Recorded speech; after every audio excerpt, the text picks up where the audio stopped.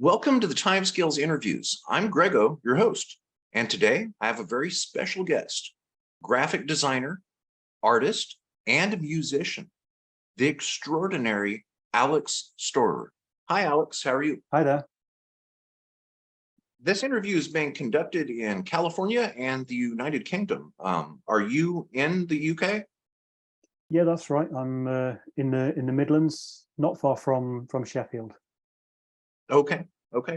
Well, thank you for meeting with me today.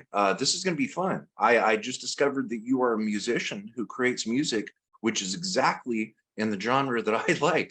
And I've been listening to it this morning. Yeah. So, folks, this sit down here is going to cover a wonderful new gift to Doctor Who and Dalek Fandom. There is a brand new book out, which is by fans, and for free. And it's called Evolution of the Toy Dalek. Alex, how excited are you that this just came out? I'm really pleased to see it thrust out into the big wide world. It's a project I've wanted to do for a long time, and this year being the anniversary year was obviously a good opportunity to do it. Although it actually grew out of I had a back problem earlier in the year, so I was unable to work and sat around frustrated, and thought, well, I can write. Maybe this project that's been in the back of my mind for so long, I can finally start, get things moving on it. And it just sort of accelerated from there, really. Okay. Tell us a little bit about you. You're a graphic designer and an artist. Yeah, that's right. Been a professional graphic designer for over 25 years. I'm also a science fiction artist and book cover illustrator. So I work with a lot of publishers and authors for that sort of thing, taking a lot of influence from your classic sort of 70s and 80s science fiction and fantasy art, that sort of thing. And yeah, also, as you mentioned earlier, electronic musician, entirely self-taught, but managed to make the sort of thing I wanted to make that way. And it's always a pleasure when like-minded ears hear it. Mm-hmm. Yeah, I've been listening to your music for the last hour. And when I do these interviews, I always have myself a little cheat sheet here of questions that I'd like to ask. That way I can keep focused. And I think there's only been one time before where I was listening to the music of someone that I was just going to meet on Zoom. And that would be the British musician and composer Lowell Hammond. It's really interesting to listen to music and then talk to the musician. And I'm very impressed. Your musical talent far exceeds that of mine. Well, thank you. So, yeah, I highly suggest your Spotify channel, and we'll show the viewers a link to that here in a minute. So, do you have any favorite genres of music? Yeah, quite a few. My favorite genres are sort of rock and electronica. Most of my musical taste is older than I am. Big fan of Peter Gabriel and David Bowie and stuff like that. A lot of the big influence in my own work comes from instrumentalists like Jean-Michel Jarre and Vangelis and that sort of thing. So there's a whole load of influence has gone into my own work. But yeah, I'm drawn to sort of anything that's dark and electronic or thought-provoking. That's my sort of thing. Okay.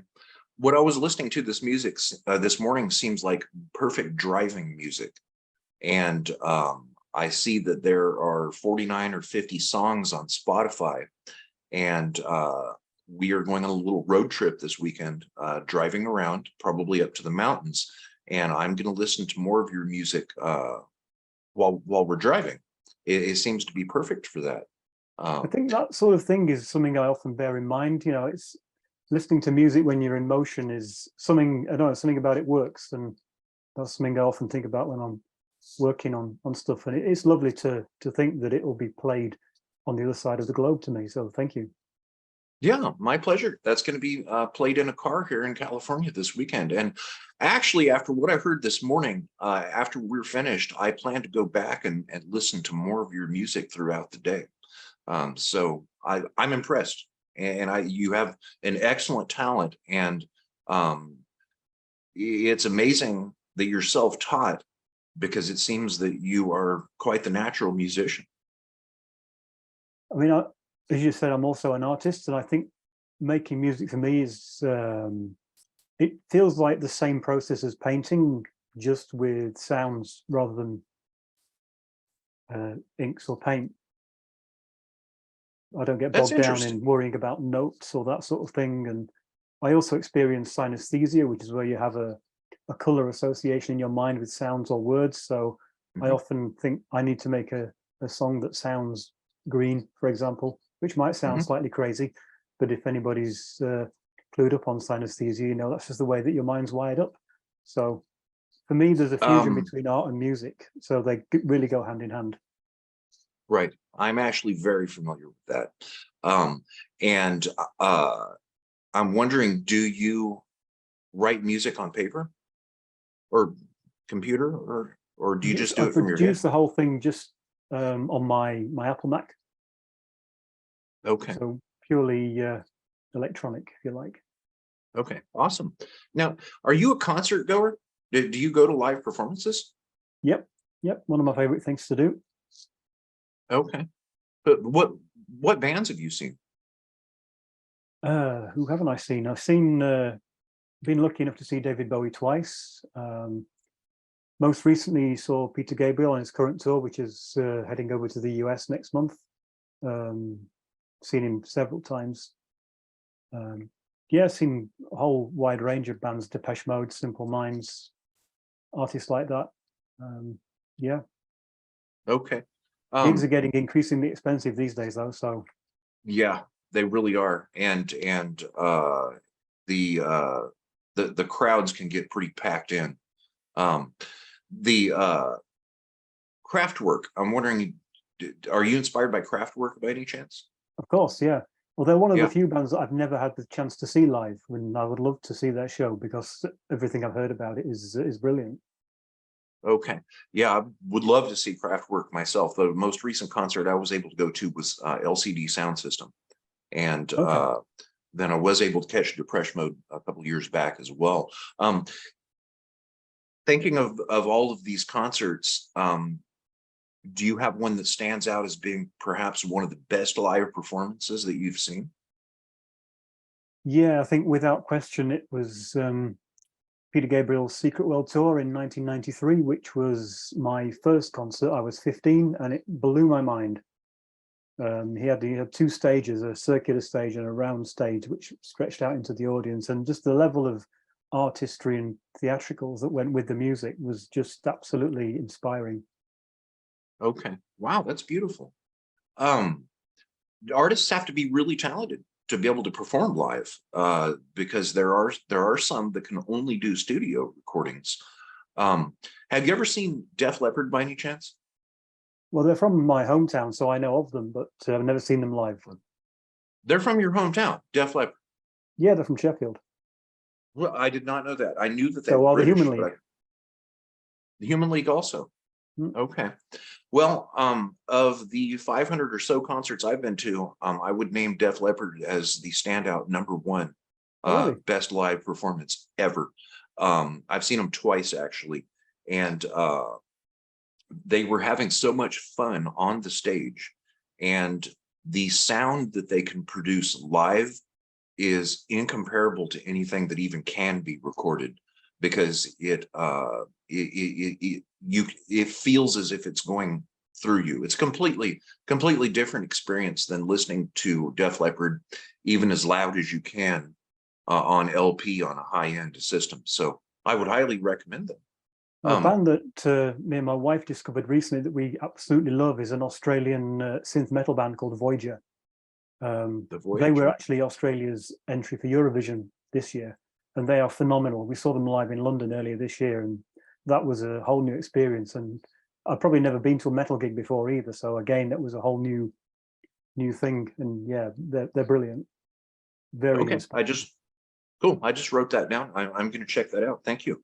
um so uh when did you start watching Doctor Who? And do you have a favorite doctor?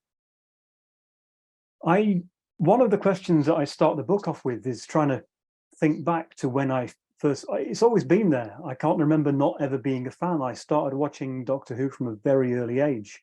My parents are both big fans of science fiction, so Star Trek and Star Wars were big things in our house. There was even like framed space art on the walls and that sort of thing. So I kind of grew up in that environment. So parents would watch Doctor Who when it was on, and it obviously caught my eye from a very young age. My earliest memories date back to the early 1980s, so the start of the Peter Davison era. So I've often said that Peter's my Doctor because of that early memory association. But I think, you know, when he regenerated into Colin, I probably just loved Colin just as much once I accepted the fact that the Doctor had changed, and that's just the way the series is. But again, I think the Tom Baker era is brilliant. You can put almost any episode on and just have a great load of fun with it, because, you know, the writing was always so good, so consistent back in the 70s and 80s, particularly the Pertwee and Baker era. It's just, yeah, you can almost randomly choose an episode and it's brilliant. So Now, hard to choose just one, but, you know, most fans always have sort of their Doctor, and I guess mine would be Peter. okay. Now, when you saw the first regeneration, did you understand what was going on? I think so. Yeah, I remember watching it in the Caves of Androzani. I remember seeing that live on TV, and it was sort of sad, but it was exciting at the same time. Okay. And I'd seen the Five Doctors. I remember watching that when it was broadcast. So, you know, I knew that he regenerated and there was other Doctors. So I think even though I was, you know, 5 or 6 years old, I understood the lore of the series. Okay. And were you watching Rose live when Doctor Who returned? Certainly was. Yep. Yeah. Yep. I remember that. Very Okay. exciting moment. Okay. Now, with you starting with the Peter Davison era and being one of the many people that was watching Rose live when it came back, do you recall what the British refer to as the wilderness years? Yep, I certainly do. And I guess I got that title for a good reason, because we were just sort of endlessly waiting and hoping that the series might one day come back. Okay. And also, I think during that time, certainly after maybe 93, things really fizzled down a lot. There was not as many repeats on television, not as much merchandise coming out. Somehow Doctor Who magazine managed to carry on. But I think certainly by the time the TV movie came out, it almost felt dead and buried. And it was like, okay, now they're doing a TV movie. Well, but yeah, I think there was rumors every few years of somebody's going to bring it back, and then it never happened. So it was a difficult time to be a fan. But also at that time in my own life, I think I was, you know, as a teenager and growing up, I just, as you do, fell out of love with the show for a bit. I think, okay, it's ended. It's a thing of the past now. My interest in music and graphic design and art and stuff sort of took over from Doctor Who at that point in life, and went on from there. But it always comes back round, which it did for me in the late 90s. Okay. So so there was a little bit of a silver lining there where you focused on other interests. Yeah, I think interests shifted. I discovered back in the day, I had an Amiga computer, which I loved, and that was also my first introduction to digital art and also things like games. So yeah, my interest as a teenager just shifted away, since there was no new Who to watch on TV, although obviously there was all the old stories that were being released on BBC Video, so I did see a lot of them until the interest just faded out for a while. And then when it did come back, I had a lot of catching up to do. Right. Okay. Now that's interesting. You had a Commodore Amiga. Same here. Did you get on BBSs? What's that? Bulletin board systems? Oh, no. No. Okay. Yeah, the Commodore Amiga was ideal for that. It transcended the Commodore 64 and 128 in a big leap right there. So did you start doing graphics on the Amiga? Yeah, it was my first. I never had a computer before that. I think maybe I wasn't allowed one, or they were too expensive, or what have you. But my sort of watershed moment was at school, age 12, in the corner of the art room was this beige box, which was the computer, and that was an Archimedes computer. And the art teacher fired up a digital painting package and got this gigantic big square thing that he called a mouse, and showed us some really simple graphics with it. But things like doing a gradient sky and then making a brush and duplicating objects just to build a landscape, it absolutely blew my mind at the time. So I rushed home and said, "Dad, I want an Archimedes." And a few months later, he says, "We're going to get an Amiga." So this new computer arrived, and that literally changed everything. Of course, I wasn't supposed to be allowed to play games on it, and that took over. But yeah, Deluxe Paint was one of the first things I had a go at when we got this new machine, and it was just a whole new universe. So yeah, my endeavors in creating digital artwork go back to 1990. Wow, interesting. Yeah, I remember Deluxe Paint. That was really cutting edge at the time. Very interesting. So, do you have any crazy secret hobbies that few people know about, like skydiving or stamp collecting or anything like that? I don't think so. Not yet, No, anyway. not yet. Okay.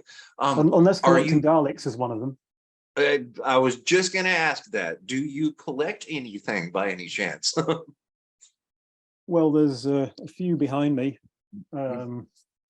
Yeah, I'm not.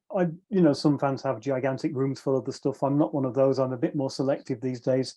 I've got a lot of stuff that isn't on display, a lot of books and all the DVDs and that sort of thing. But I've loved the Daleks for as long as I've loved Doctor Who, and that's always been my passion as a collector, is primarily Dalek focused, as you might have suspected.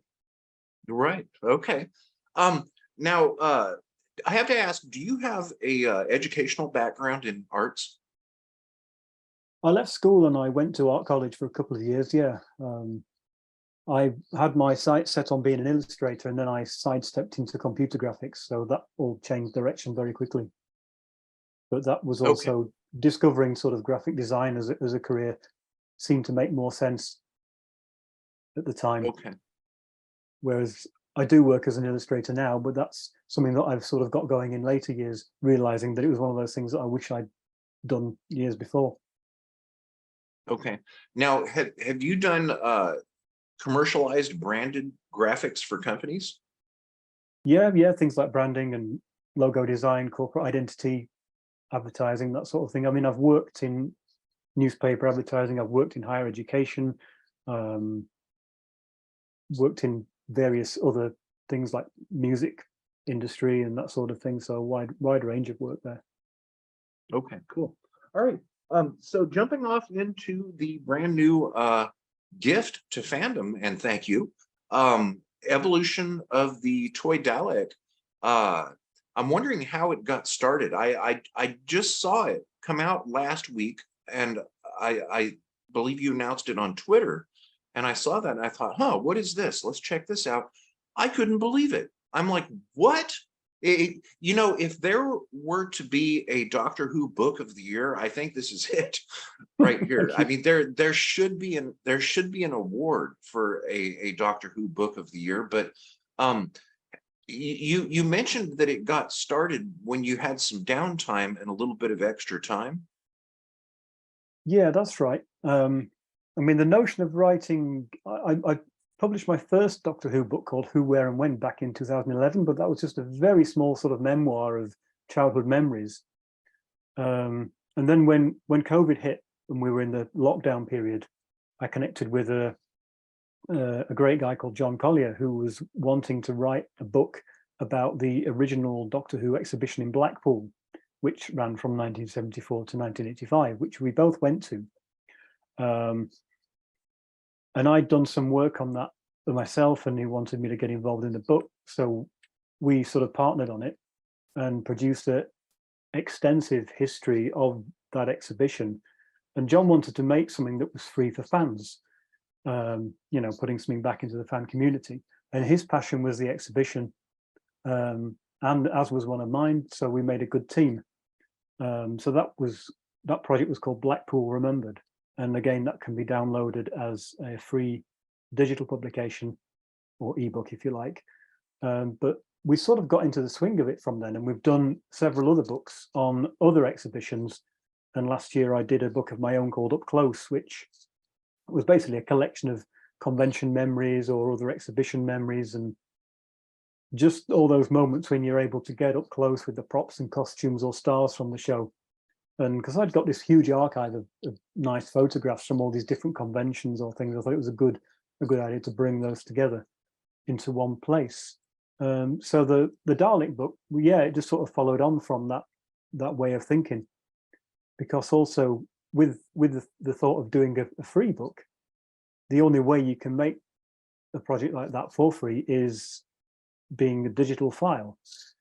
That also means you can make it as big as you want it to be without being constrained by budgets and that sort of thing.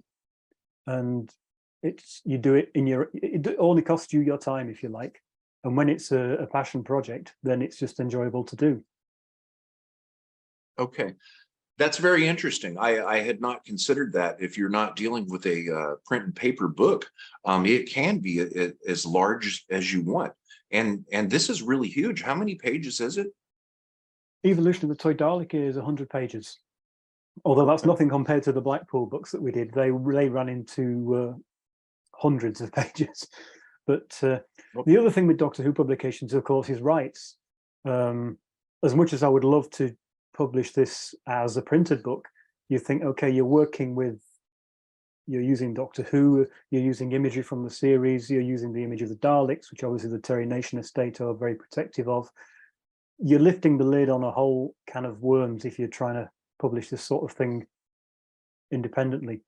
So skirting around that issue, as much as a lot of fans would love to have a hard copy, I think the only way we can do this comfortably and realistically is as an ebook. But many fans like myself are running out of shelf space for things like hardback books. So, okay, well, I would love to see this as a big, huge, giant 50-pound coffee table book. What if so would I. BBC? Yeah.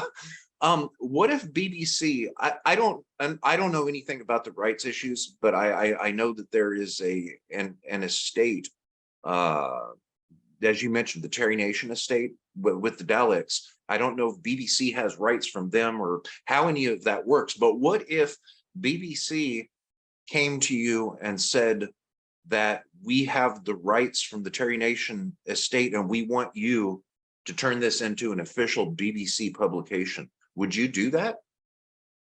I wouldn't say no. Okay. Okay. All right. Cool. Now, unless they wanted to redesign it.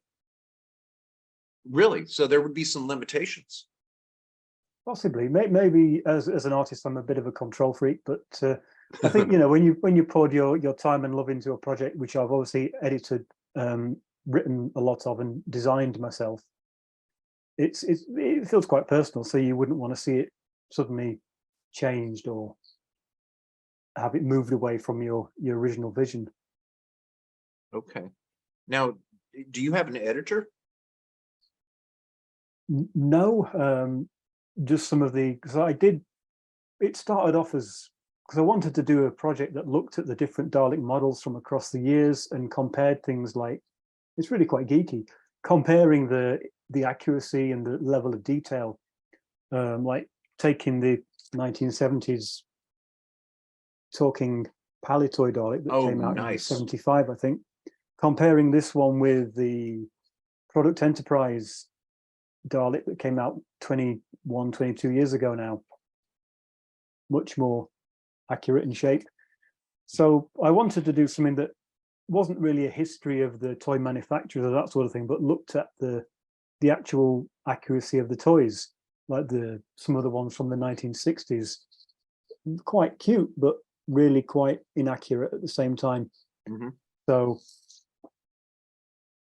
that was my sort of aim on it, and I started to just write about my own collection. But then I got John involved. I said, John, do you want to write a piece? Because he's a little bit older than me, so he was one of the fans in the 70s that got those talking Daleks when they came out, and he still loves them. So he wrote a great piece. And a friend of mine who's good science fiction aficionado, Richard Hayes. He was a kid in the 60s, so he experienced Dalek mania firsthand. So I turned to Richard and said, well, would you like to write a foreword for this project? And that turned into a foreword and a few more chapters, because he just has a brilliant way of writing, but also he's got these memories that I haven't got. And I like to write about things that I can comfortably talk about, some sort of first-hand experience to a degree. So then I got other fans and friends to write some pieces. So it's not just all my writing. It's got various nostalgic reflections from other fans from different points in time along the way. So I think it covers quite a nice broad spectrum. So anybody that does have memories of getting Dalek toys in the 60s or 70s, and that nostalgia is in there. Okay, so it's a group effort. How many people were involved? I think there was 5 or 6 of us in the end. There was a good friend of mine, Philip Brennan, who photographed a lot of his collection for the book. John Collier, who I mentioned, and Richard Hayes. Good friend of mine, Simon Horton, and Christopher Hill, who runs the Space Museum. Okay. And Now, another friend in Australia who took a lot of photos of his collection, Mark Dunn. So it's a really good group effort from a lot of different aspects. And Mark's got this fantastic, what he calls his Who cave, this huge big room full of Doctor Who stuff. So he got the camera out and he photographed a lot of stuff that's in his collection that I hadn't got. Because I think the nice thing about talking with other collectors is, okay, we've all got cabinets full of Daleks, but everybody's collection is a little bit different. No one's got all just the same ones. So there's always some stuff that that I was missing that Chris or Mark had. And yeah, it was just really, when I said to them, do you want to be involved in this? I want you to have fun with it. And I think everybody did. wow, nice. Now, what was the museum that you just mentioned? I think you said Chris Hill.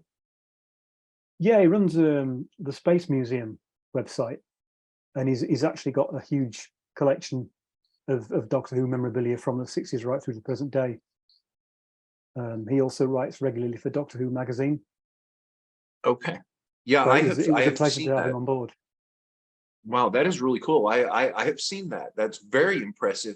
So you guys were able to photograph your own collectibles, your own Daleks for Yeah, this book.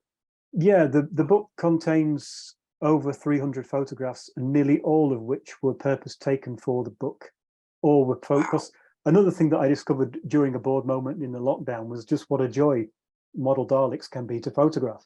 So I'd taken a load of photographs myself, and so obviously when this project came about, it was a nice opportunity to use them. So with a couple of very small exceptions where I sourced images from the internet of a few smaller things, everything in the book is original photography. Okay, amazing. Yeah, COVID had some silver linings for sure. For one, I think it brought fandom much closer. It taught everybody how to use Zoom.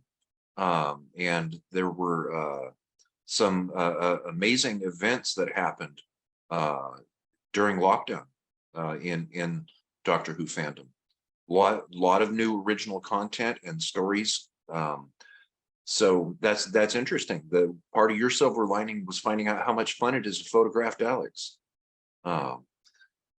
Okay, so I'm wondering, with this group effort, I don't even know if you can answer this, but maybe you can estimate. With this group effort of half dozen people, how many hours would you estimate was involved in creating this book? I have no idea. Okay. I think a lot of it has been in my head for years, so it's been self-writing itself in the back of my mind for quite some time. So actually, in terms of writing it, it was just sort of ready to go. Same with it's come together from various sources from over quite a long time, really, even though the actual production of what we can download has only taken 2 or 3 months to produce. I've been photographing my collection for as long as I've been collecting them, really. So there was a lot of stuff out there that was just waiting to be used. Okay. How many Daleks do you have? Not as many as some people. I think maybe 50 or 60, something like that. 50. Okay. So that's 50 or 60. That's over 10 times as many as I have. These are all of my Daleks right here. This one here is an actual projector that well, it used to project. I think it may need a new battery or something. It projects it's a clock that projects the time on the ceiling. Okay. And then these here eagle moss, who have seen some rough times. And Sadly, yeah, if you've ever tried to find a replacement eagle moss plunger, it's impossible. So okay, so what I'm wondering next, with people that I've interviewed in the past, authors in particular, there's a phenomenon where a project is not always just easy, where it's not just a simple cakewalk. And I'm wondering, were there any challenges that you encountered in this creation, or was it just simple, happy, step by step down the lane and everything worked perfect? pretty much, yeah. Because I Really? knew what I wanted to do with it. There was a few times when I would, when you're writing something yourself, it's hard to know if you're onto something good or not. I mean, my sort of creative motto is, if you're creating something, whatever you're inspired by and whatever you're fired up about, if you're working on a project, then if you like it, somebody else is bound to love it as well. And I think when you're tapping into obsessive fandom like the world of Who, then it's guaranteed there'll be interest. But it also needed to be a certain quality. And I think I edited my own writing quite a few times because I realized it just wasn't good enough along the way, especially compared to some of the written pieces that were coming in for it. But in terms of challenges, I think it was just making sure that it didn't move away from its intended purpose. Because I've had a few people saying, "Oh, is the War of the Daleks board game in it, or is this in it? There's a money box in it." I decided to focus purely on the models and the toys, rather than wider merchandise or things like games, Dalek money boxes, and that sort of thing. Because that is my interest in it. I'm less interested in the general merchandise stuff. A few things get a mention, but I thought the book needed to have that sort of special focus. You could easily go on for hours talking about all the different Dalek stuff that's been produced over the years, and the book would probably be twice the size. But I think as a Dalek collector, the sort of things I like collecting was the sort of things that I wanted to write about. Okay. Now, as a creative, going back to let's go back to your Amiga computer time. Please. As a creative, as a creative, did you ever have mentors around you, people that supported your interests in arts? When I was growing up, my parents were always very supportive of my artwork, and I think I got into computer art and computers through my dad, and I learned a lot of stuff through him. My wife Alexa's always been really supportive of my creative endeavors, whether it's art, writing, or what have you. And I think it's when you're doing any project, you do it for yourself primarily, but then you think you've got to do it you've got to put it out there. Otherwise, if nobody ever sees it, sort of what's the point? But at the same time, especially now we're in an age of self-publishing, the downside of that is, well, the upside is that brilliant authors don't need to wait for the publisher to offer them a deal before they can self-publish their first book and then get me to do the cover for it. But the downside is it's opened the marketplace to a huge oversaturation of self-published work, and some is better than others. So it's an interesting area now. Okay. And I think anything you do has got to be of a certain standard. But I think all the way through this project, I would send sections or the work so far through to Richard and the other collaborators and say, what do you think? Does it read okay? As a fan or as a reader, do you think this is, this is right? So getting that feedback was always important. Okay. Now, have you had a lot of feedback since this was released? Yeah, there's been a lot of positive comments which have really blown me away. Some Nice. people have said that this is the book they'd always been waiting for and they're delighted it's here. Because that was something that also struck me probably partway through the process. I realized, I thought, hang on, I'm making a book which no one's ever made before. There's been tons of Doctor Who merchandise books or merchandise specials, magazine special editions that cover everything, but no one's ever done anything purely on the Daleks. And they're as popular as the show itself. So I thought, now it's time to put that to rights. And I think that was the moment at which I also decided, because when I first drafted it, I put a lot more humor into the writing, or just little jibes at some of the quirks in the earlier toys. But then I decided to sort of, it's not fair to mock stuff to a degree anyway. Those 1960s models were as good as they could be at the time, and certainly they were a first. No other series had its own range of toys before. So it's when you've grown up through the likes of Star Wars figures or Masters of the Universe or what have you, these modern day franchises where we've basically been spoiled as we are today with the huge amount of stuff that's available. It's easy to think back into sort of the 70s and 60s where there was only a handful of Doctor Who toys available. So what I decided to do was instead of just sort of joke about them, was just point out the different inaccuracies and compare and contrast the models to show an evolution, how they've actually got better over time, and as manufacturing has improved in technology and that sort of thing. Okay. Now, when I saw this book, I have to tell you, I sat back and I laughed and I thought, why hasn't somebody done this before? It's such a glaring standout. And because as you said, the Daleks are just as popular as the series itself. And are you surprised that it took half of a century for someone to realize that this needs to be done, and it was you that began it?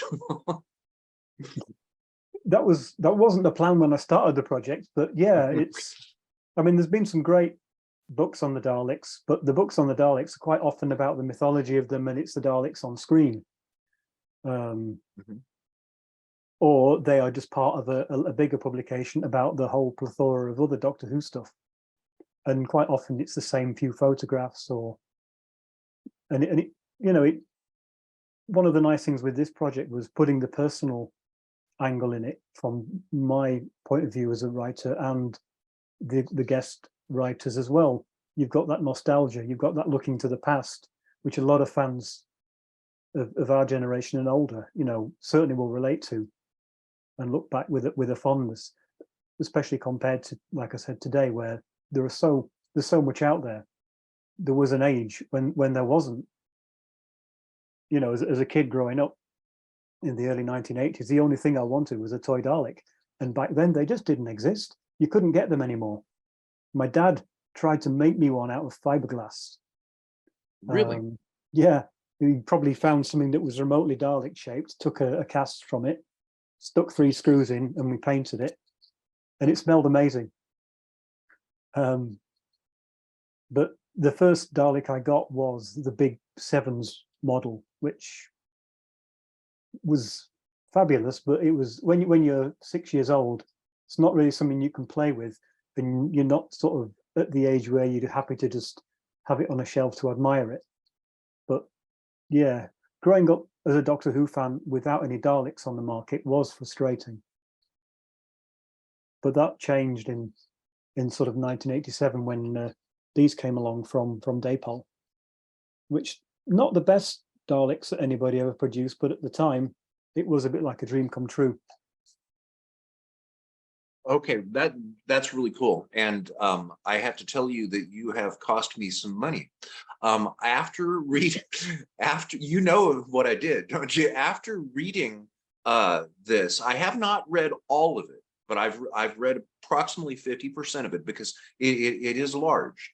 I actually got on eBay and started looking for some of these, and I think that you may actually have ended up causing not just myself to do that. I've got 4 Daleks which are coming now, and I will show them to you when they arrive. And the Oh, I one look that you forward to that. just yeah, the one that you just picked up and showed there, I do believe is one of the ones that I ordered. I had never heard of it.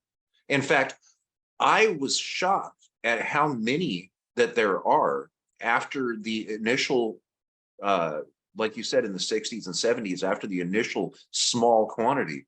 I was really shocked at how many uh, there actually are. Uh, Now, you said the book has 300 pictures, right? Yep. Okay. As far as toy Daleks, can you estimate how many of them actually exist? How do you mean? Yeah, as far as actual toy Daleks, would you say that it's in the hundreds or the thousands of different types?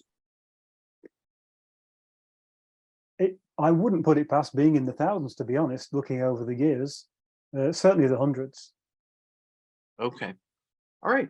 I Now think you look for at the any Eagle Moss range, and I think um, Eagle Moss made probably something like 70 or 80 Dalek figures alone. The character options range that's still going is probably a similar size. okay. So there's Now certainly been a lot. yeah, no doubt. Now with your I'm starting to see a pattern here, which I think is going to continue. Okay, and you mentioned your book Blackpool Remembered, and then Up Close. Is this your third ebook, or have there been others? There have been a few others. The Blackpool books I did with John Collier, they're his projects. He collates and designs them. I'm more like a co-conspirator in crime with that one. But I did some illustrations for it and that sort of thing, and a lot of writing. But yeah, we did Blackpool Remembered, which looked at the original exhibition. And then we did Blackpool Revisited in 2021, I think, which we had so much content coming for the first book, we decided to start a second. But the main emphasis of the second book was looking at the second Blackpool exhibition, which ran from 2004 2009. And then earlier this year, we released Longing for Longley, which looked at the classic exhibition down in Longley. But the emphasis on that book was mainly the notorious 20th anniversary celebration. So that was this year's project, and we've got another one in the works at the moment. That is Which will be exactly out what I was. before the end of the year. Okay, that's exactly what I was leading up to there. What are you working on now? Can you say anything about what you're working on now, or is it still under wraps? Yeah, no, it's the next book I'm doing with John is going to be on the exhibition that was in Llangollen in Wales, which was actually in the Dapol factory, because the guy that ran it also ran the exhibition there. And it was the same guy, David Boyle, that opened the second exhibition in Blackpool. So that's, I think we plan to release it in December, because that coincides with it being, I think, 20 years since it closed. Okay. But in terms And of my own books, Evolution of the Toy Dalek is my third. My first was called Who, Where and When, but that was a very small ebook. You can get it again on my website at 70.net. But I took a lot of those things that I'd written about in that, and I sort of expanded on them a lot for Up Close, which I also revised earlier this month. Okay. Now, you said that this exhibition was at the Dapol factory. Yeah, that's right. I never managed to go myself, but they made the toys, and then they moved premises, and he basically created an exhibition full of all, BBC props and costumes on the same premises. So you could go around the exhibition, and part of the exhibition was a tour of the toy factory. Okay. Now, was Daypole making only Daleks, or were there other types of toys? They started out making toy railways and trains, Okay. that sort of thing. But I think Okay. David Boyle had a lifelong love for Doctor Who, so he managed to get the license from the BBC in the 80s to produce that range. Okay, now this is making me envision something here, a Dalek factory. Of all of a sudden, I can see these conveyor belts with all of the, with all of these toy Daleks coming out of a factory. So I had asked you if you could estimate approximately how many different types of Dalek toys have been produced, and I believe it is probably over 1,000. Would you have any guess as the total quantity of Dalek toys that have been produced? Certainly it must be in the millions. I wouldn't put it past it. I couldn't possibly guess, to be honest. It's going to be a lot, a lot. Yeah. Okay. Okay, nice. Now, for anyone young or old that is going to watch this, someone that may have a dream or a goal of doing something like you have, someone that has a really great project idea, and they want to self-publish their own ebook, would you have any best piece of advice that you could give them? Yeah, I think one of the great things about self-publishing now is that anybody can do it. Even I've self-published a book on Amazon, a music book before, which was never thought would be something that I would do, but the platform is there to do it. But I think, you know, if you've got a project in mind, don't stop yourself from doing it. But I think especially when it comes to writing a book, whether it's a fiction book or a sort of a, I don't know how you'd class these, sort of a fact book, if you like, or that sort of thing, you need to get things like professional cover to make it look good. And you need to get other people to read it for you and help you shape it up.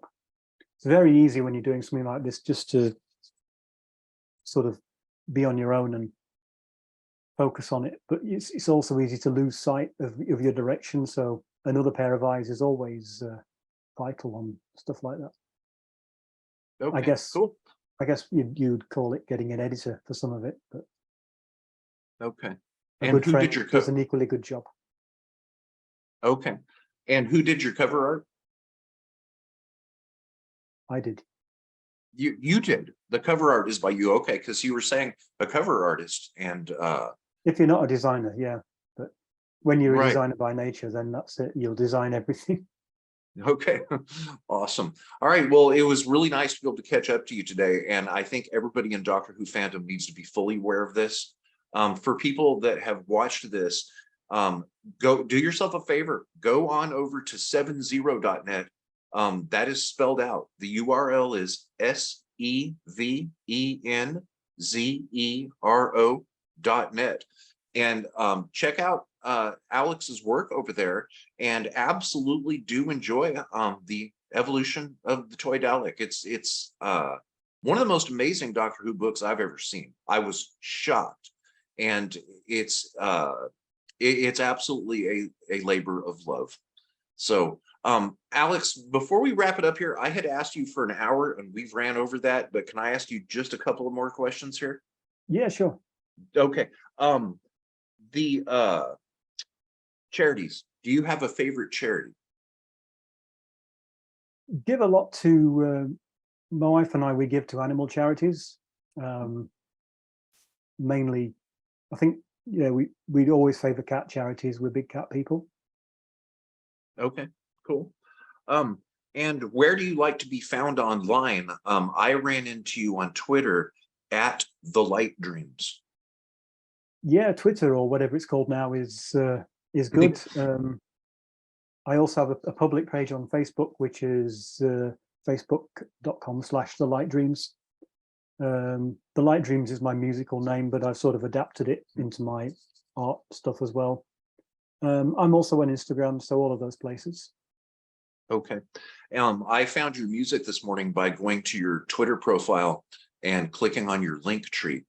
So that right there is one that I would highly suggest to people also, because Alex has some absolutely awesome music that I love.